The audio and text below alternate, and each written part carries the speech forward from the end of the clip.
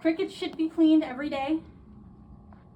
So you'll want to remove all the dead crickets, make sure they have a little lid of water bites and a little lid of food and some sweet potatoes chopped up. They're good every single day. I know it's monotonous, I know it sucks, but if you don't do it every day, you will have dead crickets and unfed animals at some point, and then you'll end up at Petco trying to get crickets, and they sell out really fast, so you'll have to go to like 3 different Petcos to find crickets. Don't do that. Just clean your cricket bins. In the morning, put all the dishes away. I have a drying rack, so a lot of times like the plastic stuff doesn't dry in like the heat dry cycle, so you can just throw it up here, and then load it every day. If you don't do it every day, some days it might be super light and you're like, should I run this? Then tomorrow it'll be super heavy and you'll have to run it twice and it'll be a whole thing. Just do it every day. And then everything's pretty well labeled and you'll learn where things go. All of your food prep, like I said before, goes in here. Your dishes go in there. Your big water bowls are down here. These like bigger containers, strainer, cutting boards are in there. Also plastic bags. There's fruit fly traps, rat traps, should you need them. Knives, forks, and spoons for like cooking the chicken and the eggs. You need a fork to mix it up. Tongs, don't drop them. Tongs, for feeding snakes, do not feed them with your hands. It's a bad idea. Even if you don't have tongs, just come get tongs or you'll regret it. Because then they'll think your hand is food and they'll latch on and they won't let go. And then you'll be stuck. Tongs. Feed the owls with tongs, feed the snakes with tongs. Use tongs to pick out tiny crickets for the cricket frog.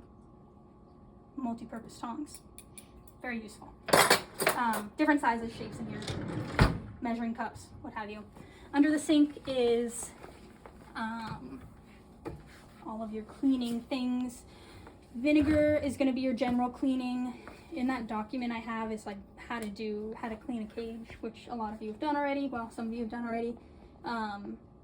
Spray down with vinegar. It helps with odor. It is not a sanitizer. Every habitat and cage needs to be sanitized once per month. That is a USDA and a US Fish and Wildlife standard. And then you must do record keeping, which I'll show you record keeping. All the stuff is down here. There's 2 blue things down for sanitizing. You want chlorhexidine, which is diluted 10:1. Here's the undiluted stuff for filling this up. It's a sanitizing solution. It's used all over the place, super common. And then the other blue stuff is window cleaner. So you'll be able to tell by smell which is which if you don't read. Dishwasher stuff, hand soap, whatever, all the other stuff's down there. I think I'm out of bleach. No, I have bleach. Record keeping, really, really important. If you're gonna have a bunch of different people in here taking care of animals, y'all need to be writing stuff down, or that's when things start to get missed. On top of that, it is also required by our permits to keep records. All of our records live right here. Everything's here. These front 2 are your ones that you're gonna be looking at on a daily basis, should be looking at on a daily basis. This is your feeding log, so this is gonna be feeding all of your snakes. I think this is just snakes. This is all just snakes in here. It covers a whole year, so once you run out of 2025, you'll get a new sheet, which lives right here. Record what day it is, what you fed them, and what's left over the next day, and any notes. Cleaning is in here, so that's that sanitizing. That should be Parnell. I gotta fix it. I'll fix that. This is your sanitizing that should be done once a month, so there should be enough spots in here for everything to be done once a month for the year. Those are your birds, these are your mammals. Those are the only ones that are covered under the permits. So USDA and US Fish and Wildlife covers birds and mammals, sort of. So those are the 2 that care about this, so those are the 2 we do this for. Also because We have bioactive tanks for a lot of our reptiles and amphibians, so it's not necessary to sanitize them.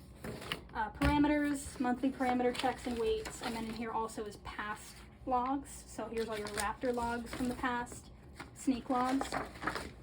Keep them, because one day when you're like, oh, remember last year in June when the speckled king snake stopped eating for 3 weeks? Oh yeah, I do, and that's why it's happening again this year, so it might be a pattern. Save it. Look back on it. Patterns matter in animal care. Wait, I'm gonna fix that. Enrichment. Same thing, U.S. Fish and Wildlife, USDA. Mammals, birds. So here there's things in here for all of our mammals and birds.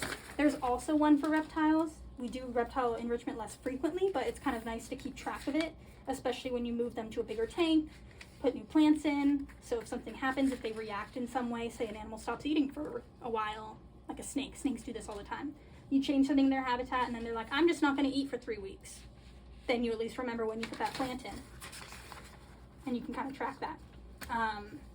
Opossums, mice, flying squirrel, etc. Everybody, birds and mammals. The 2 owls are not in here because they're getting trained every few days, it'll be probably. And that counts as enrichment, and I didn't want to waste the paper keeping track of that. So that's in here. There's a paper that says that, see? But you don't have to keep track of it. Each animal also has a profile in here that has examples of enrichment that you can offer, and the behaviors that might help with or encourage. There's also resources back here on how to plan new enrichment for reptiles, safety, things like that. That's more like big picture resources.